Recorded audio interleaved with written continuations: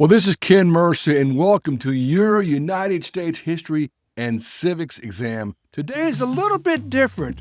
It's a history question, part of civics, but to help you understand perhaps the culture of America. And today's question, who was the first president to be baptized when in office? Who was the first president to be baptized when he was in office? Was it A, Jimmy Carter? Was it B, Lyndon Johnson? Was it C, Richard Nixon? Or was it D, Dwight Eisenhower? And the answer, the first president to be baptized in office as president was Dwight Eisenhower in February of 1953. He was in a private ceremony at 9 a.m. in the morning at the National Presbyterian Church in Washington, D.C. And you may ask, why did Eisenhower wait until, he was age 62 to be baptized? Well, he'll tell you himself he grew up in a very religious family in Abilene, Kansas. His father often read from the Bible in their living room at home, but he just had not been baptized. This is the same Eisenhower who's commanded the armed forces in World War II, and he was an eyewitness to some of the evils that happened when things like atheism coupled with fascism, socialism, and communism had done to Europe and the world, and he wanted to make a difference in the United States of America, and he wanted to show as a leader how we were different.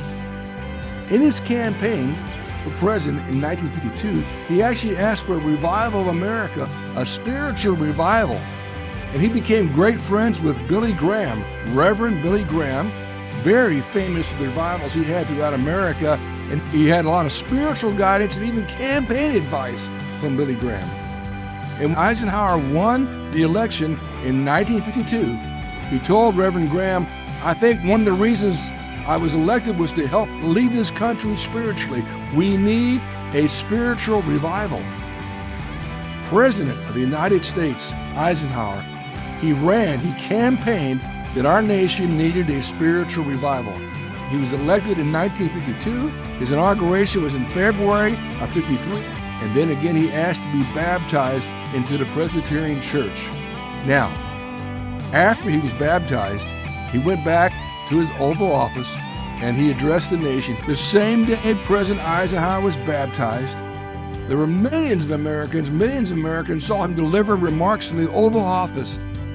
It's part of he worked in a group called the American Legion in the Back to God campaign. Again, his promise to Reverend Billy Graham of the need for a spiritual revival in America.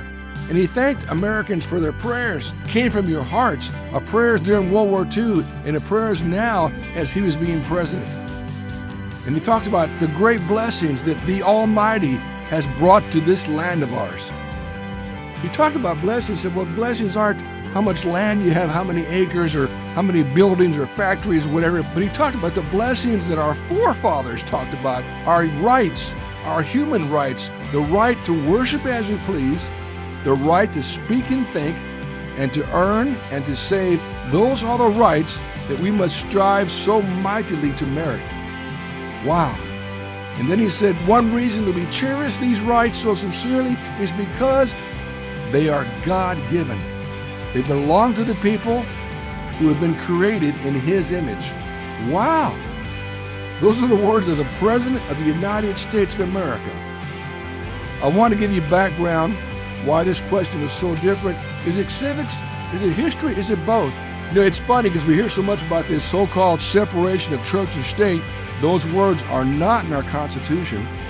But here's a president, Dwight Eisenhower, who in his campaign in 1952 said our nation needed a revival. When he became president, even though he'd been very religious, he'd never been baptized. So in February of that year, he went to the National Presbyterian Church in Washington, D.C., became baptized, and then he addressed the nation, addressed millions of Americans, thanked us for our prayers.